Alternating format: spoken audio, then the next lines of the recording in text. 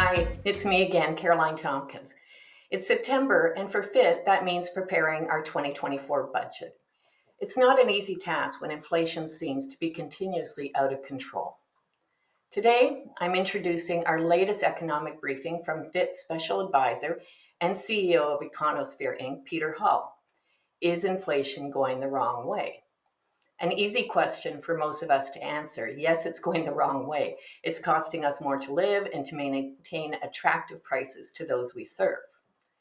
Yet, as Peter notes, dealing with inflation is a delicate dance. There are no easy answers to fighting it and very few ways of stopping it. Hiking interest rates is the primary tool that central banks use to deal with inflation control, leaving us with two key issues we are all struggling with both personally and in our businesses. First, inflation equals higher prices. And second, inflation's remedy, higher interest rates.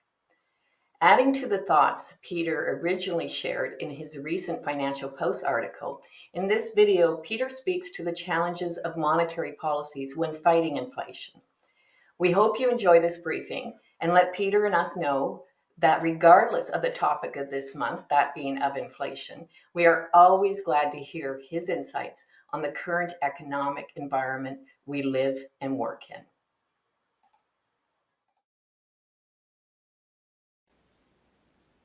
Hi, I'm Peter Hall. I'm happy to be coming to you again with my second monthly video for the FITT community. Well, one look at the title and I bet you're not as glad to see me. As you know, businesses, exporters, and consumers have already paid a huge price in the Bank of Canada's inflation fight. The sharply higher cost of borrowing has hit us from all angles, personally, in business investment projects and working capital needs, and in business flows. To make matters worse, the latest barometer of the inflation battle went the wrong way. Consumer Price Index inflation in Canada for the month of July rose to year-on-year growth of 3.3%, up from 2.8% in June and above analysts' expectations. Those analysts wasted no time telling the media that the Bank of Canada was likely to keep hiking interest rates. Terrible news for just about everyone. Haven't rate hikes gone far enough? Why aren't they more effective? A first take of the details actually doesn't brighten things. A spike in tourism costs and outsized gains in the prices of both energy and transportation were key factors behind monthly overall price growth, which at annual rates rose to a whopping 7.1% in July. That looks out of control, but relax. Single-month spikes like that are common. But what you can get more tense about, though, is the 4-month average. It's actually stuck at 5.5%, way above the Bank of Canada's 2% target. Yikes. What about core inflation? That's all the Bank of Canada cares about, right? Well, partly right. In an inflation fight, they're actually looking at everything. But even in core inflation, which nets out particularly volatile items, there's not much comfort. While core growth actually moderated in the month, it was still well above the bank's comfort zone. So the message is still a hard one. Or is it? What wasn't discussed in immediate news flashes is that certain key groups in the CPI basket are either deflating or in disinflation territory. Take household operations, furnishings, and equipment, for instance. It's a category that accounts for almost 15% of the CPI basket and has fallen by an average of 0.5% per month for the past 3 months. That's an annualized drop of 5.9%, a pretty serious tumble. Remember, I said a drop of 5.9%. Well, guess what? This category isn't alone. Clothing and footwear tumbled by 2.8% in the past 2 months alone. Meanwhile, healthcare costs have flatlined. We'll add it up, and about a quarter of the basket, the CPI basket, is really hard hit. Well, this sure complicates the budgeting process. Businesses are struggling with irrepressible energy and transportation costs, critical for international trade, and then a softening domestic market that's putting downward pressure on selling prices. Weak producer prices are a mixed blessing. Input costs are muted, but those selling intermediate goods are in a real squeeze. And then there's the impact of interest rates themselves. Data plainly show that mortgage interest costs, which Statistics Canada actually singles out in the CPI, are up a whopping, get this, 30.6% compared with July 2022. Now, this is a decent proxy for other interest costs, which can actually be more immediately sensitive than mortgage costs to interest rate hikes.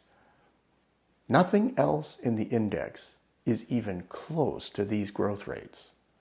Now, in case you're tempted to think that this outside growth is the base effect of last year's rate hikes, guess again.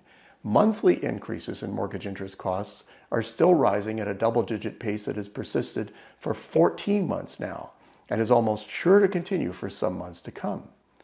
In July alone, growth was at a 24% annualized pace. The pace was actually higher a few months back, but today's growth is on top of those previous gains and is almost sure to barrel on in the coming months. For interest costs, there's still a lot of pain ahead. Now, wait a minute. When we're talking about inflation from interest rate hikes, isn't that sort of inflation that's caused by the Bank of Canada? Well, I'm afraid so.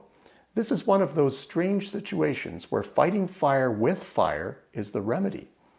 But if that's the case, shouldn't the measure of success be the price path of everything but mortgage interest costs, or other interest costs for that matter? That is, are the fires that are being intentionally started helping us conquer the original fire? Well, it seems reasonable, doesn't it? That should be easy. Mortgage costs are hefty, so tackling what remains should be easy, right? Well, not quite.